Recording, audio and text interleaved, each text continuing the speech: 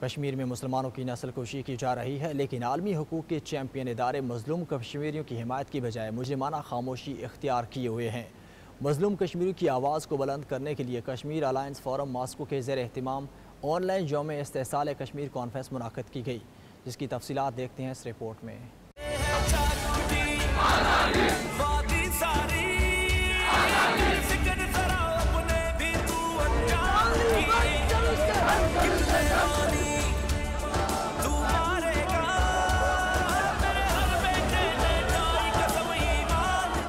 Kashmir alliance forum Moscow کے زیر اہتمام یوم استحصال کشمیر کانفرنس منعقد کی گئی۔ میزبانی کے فرائض واشنگٹن ڈی سی سے خرم شہزاد اور ماسکو سے شاہد گھمن نے سر انجام دیے۔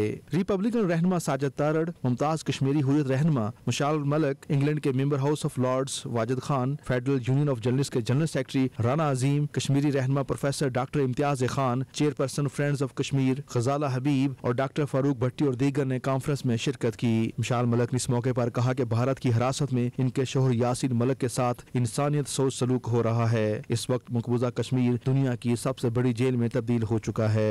I think یاسین کے میٹر کے اوپر ہونی چاہیے ارجنٹ ہیئرنگ، اور بھی بہت سے وہاں پہ وائلیشنز ہو رہی ہیں، مگر یہ ایک اتنے بڑے لیڈر کو جس طریقے سے ایک بھی بیسک جو رائٹ نہیں ملا، بے شک بہت دفعہ ہوتا ہے اسٹیٹس جو ہوتی ہیں they want to punish someone، oppressor aggression کرتے ہیں، وہ انجسٹس کرتے ہیں، مگر یہ ہوتا ہے کہ اس کی جو ایک لوازمات ہوتی ہیں اور the ریسیپی وہ پوری کی جاتی ہے before the final product is cooked۔ یہاں پہ تو he was not even allowed to be presented physically in any of the court hearing۔ جو پچھلا بھی NIA کا کیس ہوا جس میں اسٹیٹ نے ہی کیس کیا، اسٹیٹ کا ہی جج تھا، اور ان کے لائر کو وہ بہت ہی مسٹیریسلی برین ہیمریج بھی ہو گیا۔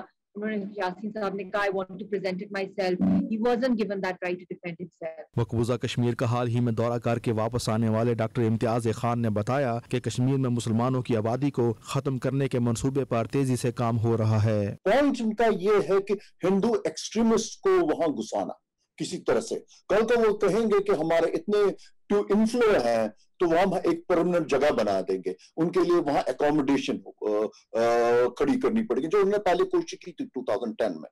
تو جتنے سے زیادہ ہو سکے ہندو ایکسٹریمسٹ کو گھسا دو، وہاں لینڈ کیپچر کرو، تاکہ مطلب جتنا لینڈ ابھی بھی لاکھوں کنال ان کے قبضے میں ہے۔ اس وقت یہ سچویشن ہے، اگر میرا وہاں پر گھر ہے وہ کہہ سکتے ہیں مجھے یہ جی ہمیں سیکیورٹی پرپز کے لیے چاہیے، اور یہ house they take over the property without any legal recourse. آپ کورٹ میں نہیں جا سکتے، آپ کچھ نہیں کر سکتے۔ دوسرا انہوں نے کہا ہے، پہلے نے بہت کوشش کی کشمیریوں کو اکنامکلی ان کو مطلب تباہ کر دیں۔ ریپبلکن رہنما ساجد تارڑ کا کہنا تھا کہ بھارت نے کشمیریوں پر زندگی تنگ کر کے رکھ دی ہے۔ نسل کشی کی اس بدترین صورتحال پر عالم اسلام کی خاموشی بھی معنی خیز ہے۔ G20 G7 ہر چیز کوارڈ سارا کچھ کر لیا ہے، لیکن کبھی سارک کنٹریز کے بارے میں بھی سوچا ہے؟ بھارت جو کہتا ہے کہ ہم we have become a mini super power اور سپر پاور، اور انہوں نے بالکل یہ ایک بات کی کہ انہوں نے کہا کہ آپ کے بارڈر جو پاکستان کے بارڈر ہیں بھارت کے ساتھ کئی بارڈر ہیں، راجستھان ہے، پنجاب ہے، گجرات ہے، لیکن ایشو کہاں ہے؟ وہ صرف کشمیر کا ہے، اور وہ ایشو جو ہے وہ 1947 سے لے کر آج تک۔ اور بالکل میں کئی پلیٹ فارم پہ میں نے کہا ہے کہ that issue has to be resolved to bring the prosperity in that region۔ You have to deal with it۔ We have to awareness، اور دوسرا ہمیں اپنے بچوں کو تعلیم میں آگے لے کے جانا پڑے گا۔ فیوچر کے اندر جو بھی جنگیں ہوگی، فزیکل جنگیں نہیں ہوگی، نالج کی جنگیں ہوگی، and we have to work on it, make sure our kids are going to the good schools and we are competitive and the competitive marketplace۔ That is the only choice we have۔ Pakistan federal Union of Journalist کے general secretary Rana عظیم کا کہنا تھا کہ اب وقت آ گیا ہے کہ کشمیر کو حاصل کرنے کے لیے بھارت سے جنگ کرنا ہوگی۔ کشمیر کے اندر کشمیریوں کو ختم کیا جا رہا ہے، کشمیر کے اندر ہندوؤں کو بسایا جا رہا ہے، کشمیر کے اندر کشمیری جو پرانے کشمیری تھے ان پر پابندیاں لگ رہی ہیں، ان کو وہاں سے نکالا جا رہا ہے۔ ہندوؤں کی ایک بہت بڑی آبادی وہاں بسا دی گئی ہے، وہاں بسائی جا رہی ہے، مزید وہاں پہ ان کو شہریت دی جا رہی ہے، ان کے وہاں پہ ووٹس بن رہے ہیں۔ تو میں سمجھتا ہوں کہ کشمیر کا حل صرف جو ہے اب جنگ ہے، اور جنگ وہ جو پاکستان لڑ سکتا ہے، پاکستان جیت سکتا ہے۔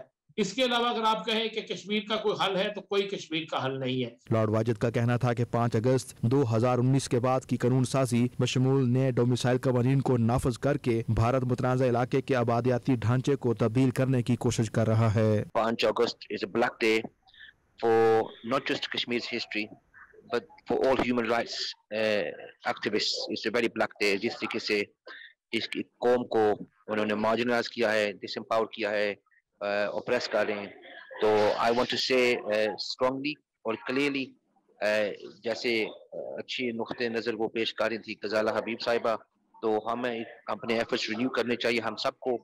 ये बात कश्मीर की नहीं है, ये इंसानियत की है। गजाला हबीब और डॉक्टर फारूक भट्टी ने भारत पर जोर दिया कि वो मासूम कश्मीरियों के साथ गुज़श्ता 7 दहाइयों से जारी गैर इंसानी सलूक बंद करे। मुकर्रीन ने मुतालबा किया कि आलमी बरादरी अक़वाम मुत्तहिदा की सलामती कौंसिल की करारदादों के मुताबिक आज़ादाना और मुनसफाना इस्तिस्वाब राय के इनेकाद के लिए फौरी मुदाखलत करे। सिर्फ कश्मीरी ही है जो पाकिस्तान के नाम पे गुज़श्ता 72 सालों से अपनी जानें कुर्बान कर रहे हैं। हमारी बहनें अपनी इस्मतें लुटा रही हैं, हमारे बच्चे अपना मुस्तकबिल दांव पर लगा चुके हैं, लेकिन इन रिटर्न गो के पाकिस्तान खुद बहुत सारे माशी मसाइल का, इक्तिसादी मसाइल का शिकार है।